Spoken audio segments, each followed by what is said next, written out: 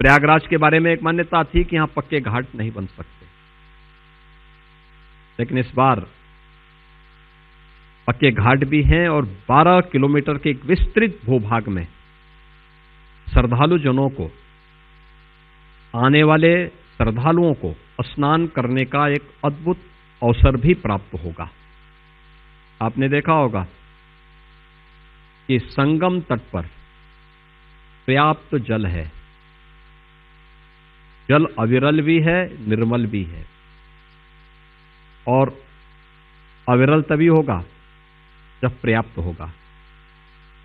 तो वह सब कुछ वहां पर मौजूद है। एक विस्तृत क्षेत्रफल बनाया गया है। क्राउड मैनेजमेंट के लिए भी विशेषज्ञों के साथ मिलकर के मेला प्राधिकरण ने वे सारी सुविधाएं उपलब्ध करवाई हैं और इन सभी कार्यक्रमों को व्यवस्थित रूप से आगे बढ़ाने का कार्य यहां पर किया गया है। प्रधानमंत्री जी की एक प्रेरणा थी कि आस्था और आधुनिकता का एक अद्भुत महासमागम भी ये बने, और जिसका शुभारंभ 13 दिसंबर को आदरणीय प्रधानमंत्री जी ने किया है।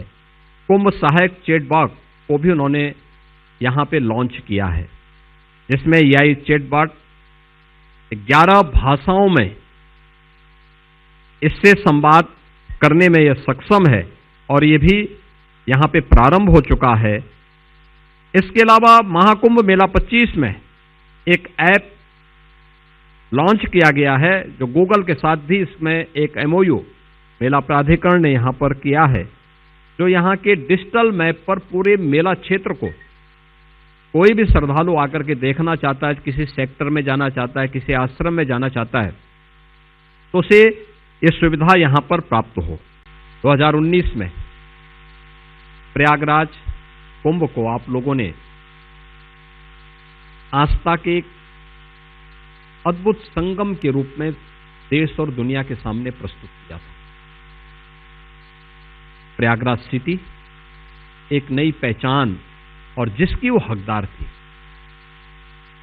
प्रयागराज जिस कार्य का हकदार था, उसको आपने बहुत व्यवस्थित रूप में, जो यहां की उपलब्धियां थी, जो इसके लिए जिसके लिए वो हकदार था, उन सभी को आपने बहुत व्यवस्थित तरीके से प्रस्तुत करने का कार्य किया था।